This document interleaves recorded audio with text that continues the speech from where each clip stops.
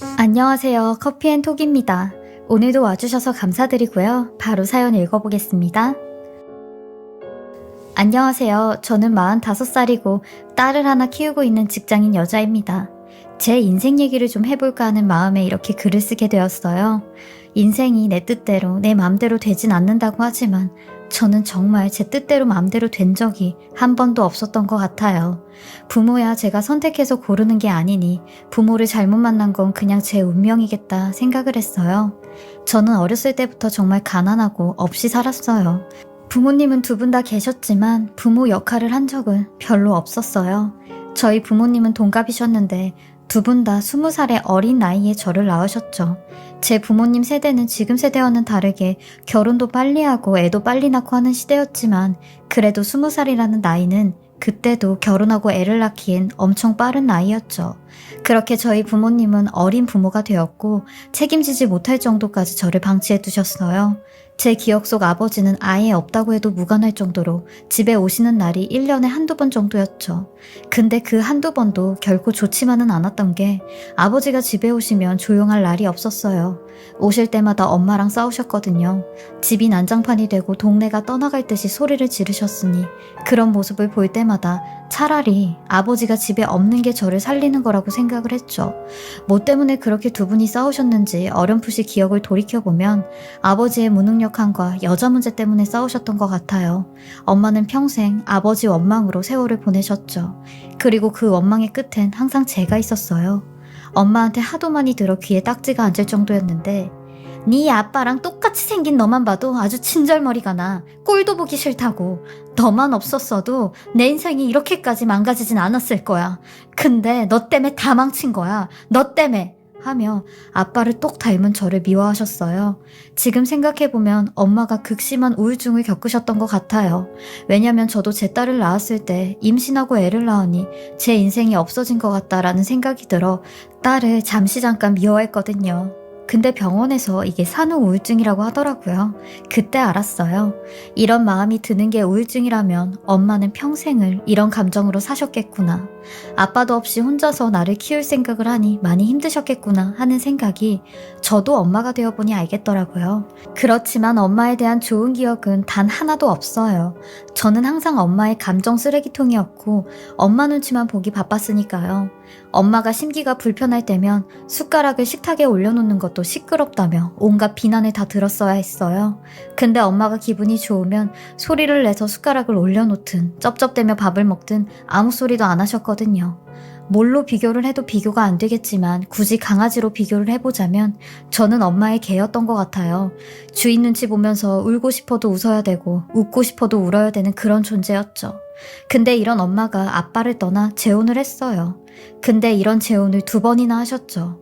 엄마가 재혼을 2번이나 할 동안 저는 2명의 동생이 생겼고 2번의 큰 아픔을 겪을 수밖에 없었어요. 다행히 엄마는 저를 버리지는 않았고 재혼하실 때마다 절 데리고 들어갔어요. 이런 점은 엄마한테 고마웠죠.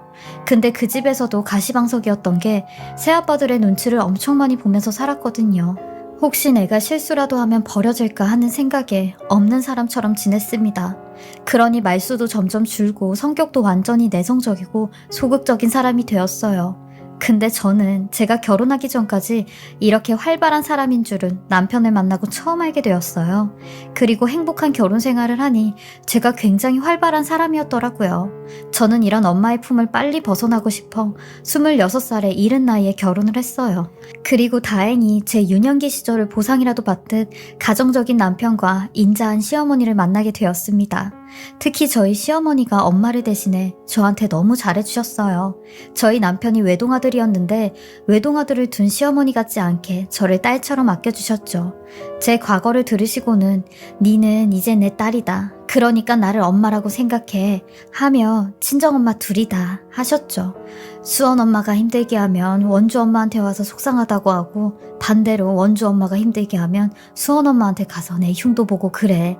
우리 집에 우리 셋밖에 더 있냐? 똘똘 뭉쳐서 짧은 인생 행복하게 살아야지. 그 짧은 인생 서로 싸우고 미워하는 우리 시간이 너무 아깝잖니? 하시며 저만 보면 뭐 하나라도 더 주시려고 하셨던 분이세요. 제가 가족의 의미를 다시 깨닫게 한 분이시기도 하셨죠. 남편이 이런 시어머니를 보고 자라서 시아버님이 일찍 돌아가셨지만 이렇게 올바르게 컸나 보다 했어요. 그리고 저희 엄마는 절 시집 보내고 아예 연락이 끊겼어요. 그런데도 너무 행복했네요. 되려 엄마랑 연락을 안 하고 지내는 편이 더 마음이 안정적이었죠. 그런 행복 속에 저희 딸도 태어났고요. 하지만 저의 이런 행복을 불행의 여신이 질투라도 하듯 결혼 생활 딱 10년 만에 저한테 어마어마한 일이 하나 생기고 말았습니다. 도대체 내가 전생에 무슨 죄를 지었길래 이런 시련을 주는지 하늘이 원망스러웠습니다. 마치 저는 행복하면 안 되는 사람처럼 말이죠. 결혼 생활 10년 만에 본인을 똑 닮은 저희 딸만 남기고 남편이 이 세상을 떠나게 되었어요. 그것도 억울한 사고로 말이죠. 근데 그 사고엔 저희 시어머니가 계셨고 시어머니는 아들 목숨까지 앗아간 그런 파렴치한 어머니가 되셨어요. 그때가 제 나이 36살, 남편 나이 39살, 그리고 시어머니 나이 63살이었죠. 시어머니는 매번 저희한테 어디 좀 데려다 달라고 하시는 게 미안하다며 늦은 나이에 운전면허를 따시게 되었어요. 그리고 사고가 난 그날 시어머니는 남편에게 이제 자신감이 붙었다며 오늘은 고속도로 연수를 하면 안 되겠냐고 하셨고 남편은 알겠다고 그러자고 하며 나갔거든요. 그게 마지막 모습이었습니다. 근데 이런 사고를 당하게 된 거죠. 시어머니는 남편이 있는 오른쪽에서 졸음 운전을 하는 덤프트럭을 못 보셨고 그 차는 그대로 저희 남편이 있는 보조석을 향해 돌진했고 방어운전에 미숙한 시어머니는 당황을 하시다가 본인이 뭘 밟으셨는지조차 기억이 나지 않으셨다고 했어요. 그렇게 저희 남편은 그 자리에서 운명을 다했다는 연락을 받았습니다. 시어머니는 혼수 상태라고 했죠. 그 연락을 받고 제가 어떻게 병원까지 갔는지 전혀 생각이 나지 않아요. 온몸이 사시나무같이 떨려왔고 무서웠고 믿을 수가 없었습니다. 저는 36살의 나이에 과부가 된 거죠. 혼자 남편의 장례를 치렀고 이 상황을 아무것도 모르는 어린 딸은 그저 지 아빠 영정사진 앞에서 아빠가 왜 저기 있냐며 얼른 나오라고 아빠 얼른 나오라고 하는데 정말 혼자서 감당하기가 너무 힘들었습니다. 그렇게 혼자 남편의 장례를 마치고 시어머니께서 깨어나셨다는 소식을 들었어요. 근데 차마 시어머니 얼굴을 볼 수가 없겠더라고요. 남편의 부재를 알리는 것도 힘들었지만 솔직히 시어머니가 원망스럽고 미웠습니다. 그날 제가 그렇게 나가지 말라고 얘기를 했는데도 기어코 나가 제 남편의 목숨까지 앗아갔다는 생각이 들어 솔직히 시어머니 얼굴이 너무 보기가 싫었어요. 그런데도 시어머니를 찾아가 전부 다 말씀을 드렸고 시어머니는 가슴을 부여잡고 주먹으로 가슴을 내치시며 내가 죄인이라고 내가 갔어야 됐는데 내가 죄인이라고 하시더라고요. 그때는 시어머니의 아픔을 돌봐줄 틈이 없었어요. 왜냐면 저도 세상이 무너지는 것만 같았거든요. 그리고 시어머니한테 2번 다시 보지 말자고 했습니다. 어머님은 제 앞에 나타나실 자격이 안 된다고 했네요. 그렇게 모진 소리를, 악한 소리를 다 내뱉고 쭉 시어머니를 보지 않고 살았어요. 그리고 심지어 남편의 제사 때도 오시지 못하게 했습니다. 지금 생각해보면 그때 제가 시어머니한테 정말 못할 짓을 한 거죠. 부모나 배우자를 잃은 슬픔보다 부모가 자식을 잃은 슬픔이야말로 말로 형용할 수 없을 정도로 가슴이 사무치는 일인데 그때는 제 슬픔만 생각하고 시어머니의 슬픔은 보지 못했던 거죠. 지금 생각해보면 제가 너무 못된 며느리이고 못된 아내였던 것 같아요. 하지만 시어머니는 저의 이런 행동에도 때만 되면 김치고 고추장이고 된장이고 돈 봉투까지 문 앞에 두고 가셨어요. 그저 미안하다 라는 쪽지만 남기신 채로요. 그런데도 저는 시어머니 얼굴 보지도 않고 살았습니다. 그렇게 5년 정도 시어머니 얼굴을 안 보고 시어머니를 미워하며 살았는데 이런 저한테 또 한 번의 시련이 왔죠. 시어머니를 미워하고 증오한 벌이라도 받듯이 전 41살의 나이에 유방암에 걸리게 되었습니다.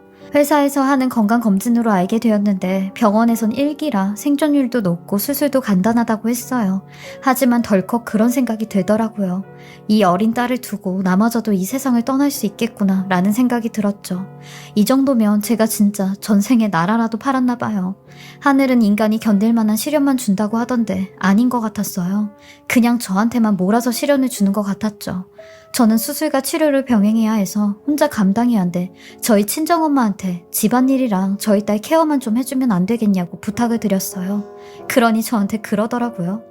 네 서방도 없고 네 시애미도 없으니까 이제 와서 나한테 그런 걸 해달라고? 야, 나도 내 나이가 60이 넘었어. 환갑이 넘었다고. 나도 누가 나를 돌봐줄 나이인데 내가 다 늙어서 너를 돌봐야겠니? 그리고 유방암 1기면 그거 안 죽는 암이잖아. 유방암이 제일 안 죽는 암이라는데 내가 바보야? 그것도 모르게? 너 이런 걸로 나한테 연락하지 말아라.